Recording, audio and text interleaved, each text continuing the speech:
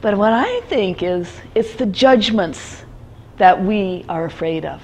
That when we stand up here, and we are the center of all these eyes, we are center of all this attention, it's the judgments that make our voice quiver, that make us forget what we're saying. It's the wondering, am I worthy of being up here? I'm not really an expert. Will they find what I say interesting? Why are they listening to me anyway? And it's those thoughts that tumble through your head that make you wonder about your worth and what will you say and how will you say it and why. But the thing is that every time we stand up to speak, every time we share an opinion, every time we are the center of attention, we're judged. So you know what? Get over it. Just get over it. I remember being at a contest, a speech contest, and I was so proud of my speech. I thought it was just so wonderful. And after the speech, this lady came up to me, didn't mention the speech at all, but she did mention my ugly earrings. And it was like, really? That's what you got out of my speech was, I wear ugly earrings? I worked hard on that speech. Why didn't you listen to it? So you can't control the judgment from others. And the judgment is not always worth even listening to. Do I care that she thinks my earrings are ugly? Well, there's a little bit of nick of a pride, but I'm going to wear those earrings anyway because I like those earrings. They're dangly, they're blue, they make me feel young, they make me feel energetic, and I'm going to wear them anyway. So what is it about judgment that silences us? Because that is what judgment is all about. It's about power and silence.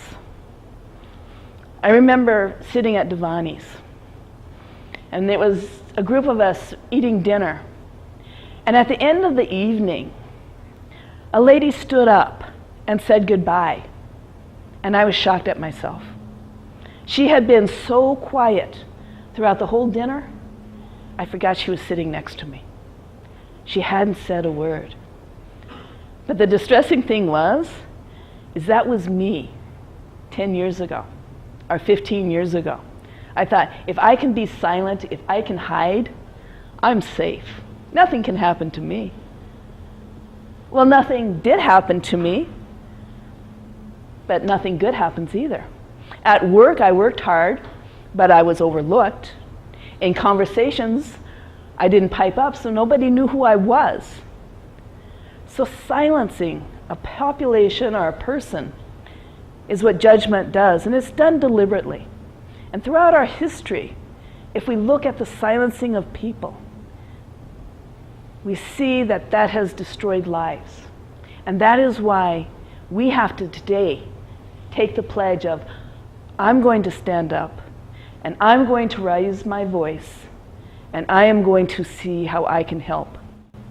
Throughout our history, we look at who has had power and who hasn't had power.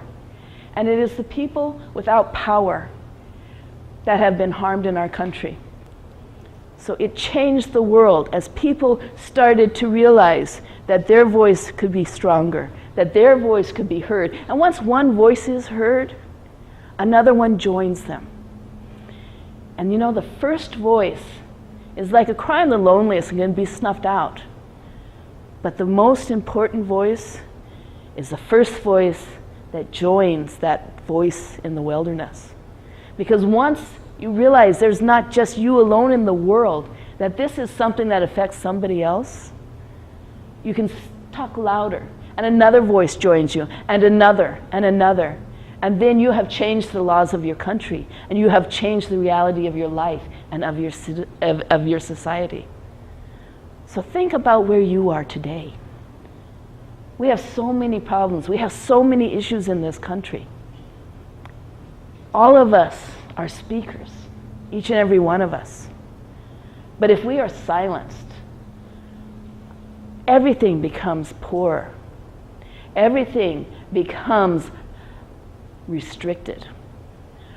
more rigid, if we don't speak, even when we're afraid, because it can be frightening to be up here and wonder if somebody is going to not like what we say, or not like our opinion, or not like our ideas.